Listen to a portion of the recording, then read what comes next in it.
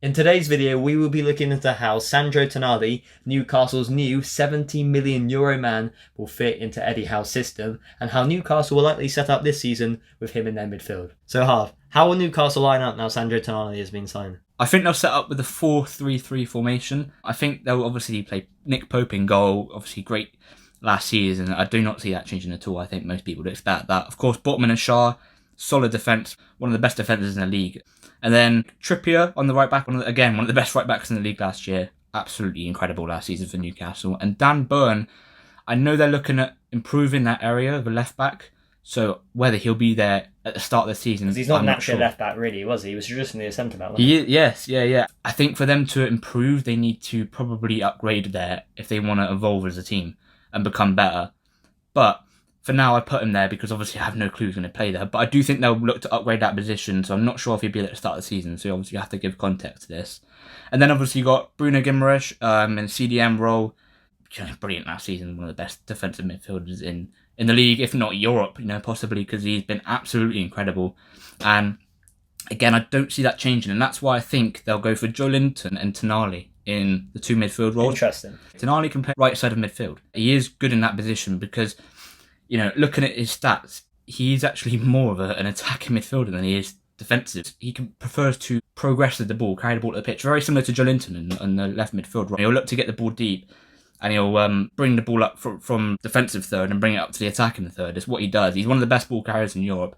His goal creation stats are very high. If you look at his goal creation chances at AC Milan, they were really, really high. He was contributing to a lot of attacks that they had. And he has massive success in long passes. It's an attribute he has. It's still one he's working on, so he's not going to be perfect at it. But it will be great for the likes of Barnes here, and the likes of, obviously, Almiron. If he can put a long pass, especially to Barnes, he can play them kind of passes, and it'll completely take out a whole of the midfield and possibly the defence because of the long pass attributes that he has. But again, like I said, he's still working on it. And then, of course, you've got Joelinton, as I said, a player that likes to get the ball deep and dribble up with the ball. I'll explain that later, but he'll be perfect for the system. But you also got Joe Willock, who's a good shout in there, and Isak I went for up front because obviously he's been quality last season, wasn't he? He's been brilliant. He's been brilliant, but it is a shame for Callum Wilson because again he's just been as good. Like his season last year was ridiculous. When he's not injured, he just bangs in goals for fun. Very much. He's a really clinical finisher. So for him to not get in this team, it's actually quite hard done by. He is good enough to be in this team, but you have to go for Isak because of just how he's been insane. Do you think Isak's a better player at bringing others into the game in terms of playing off him, linking up? I would say so, yeah. I would say so. To have both of them is really good for Newcastle. It is very, very good. The fact they got both Isak and Wilson. Okay, so what role would Tonali have in Eddie Howe's team? I think the role that he'll play is, as I said earlier, in the right centre midfield role. Of course, as he is the focus for this video, that is obviously where we're going to be looking at. And I think he'll play in this right midfield role because, like I said earlier, that is where he is great. And with his long passes being great, that sixth role is perfect for him too. So if he could always swap in there for Bruno and play in that sixth role. And so they're very interchangeable? Yes. During the match or in terms of their actual starting positions, they could interchange? They could both switch out during matches, and this is what Tonali brings. We'll cover it later, but this is what Tonali brings to Eddie Howe. He brings a lot more competition to the midfield, and it allows him to have more freedom of interchanging during games. He didn't have that last season.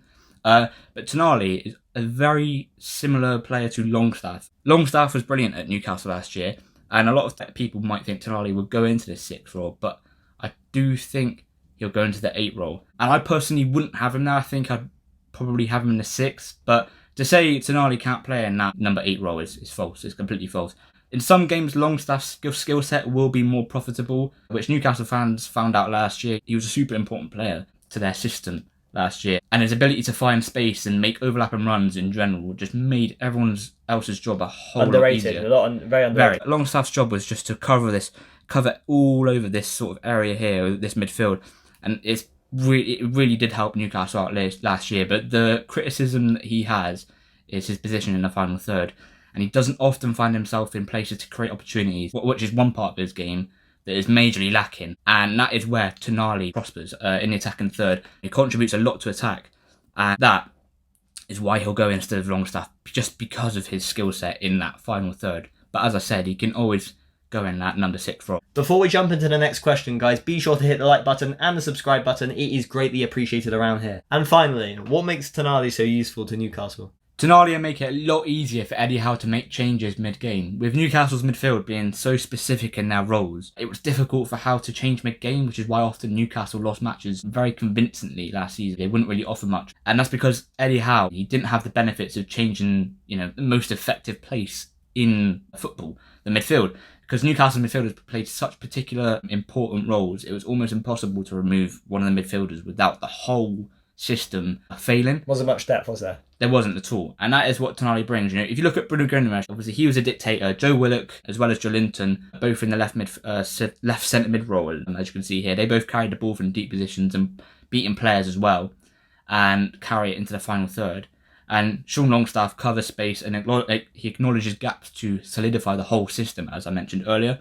So this is why precisely Tonali has been Eddie Howe's priority target, due to his energy and ability to cover spaces like Longstaff does, whilst adding loads more creativity on the front foot. And just like Willock, and Joe Linton, he can quickly turn defence into attack, which can be utilised in a 6th position, meaning if Bruno is not effective during a match, Tonali can be put in there instead of Bruno, and you can see it in the 6th position, because Tonali defensively can be just as good as Bruno, if not better, really. And with Longstaff filling in there for the Italian in that right centre mid role, which I mentioned earlier, it would be perfect. And then you can also do the other way around. You could obviously have Bruno in there, and if Tonali's not creating chances from the 6, he can be put on the right hand side of the midfield with Bruno in the 6. Or you could even just swap out Longstaff for Tonali. Basically, it just gives all these tactical options. flexibility. Literally that. It's so much more flexible tactically. Having players that can play the 8 and the 6 and interchange around obviously helps Newcastle be effective. And this can all be done mid-game too. Tonali literally carried attributes that all 3 midfielders have, making him very versatile and allowing Newcastle to, literally, as you said, finally being able to be tactically flexible during matches, which Eddie Howe has been a victim of last season. But with Tonali, it's exactly what is being provided by that, and it's a big issue that Eddie Howe has that is now being solved with this signing. So that's how Sandro Tonali will look to line up in Eddie Howe's team. So put in the comment section below where you think Newcastle will finish this season. Do you think Eddie Howe will keep his job? Do you think he will do well in Europe? And how do you think Sandro Tonali will do? Will he be a success under Eddie Howe?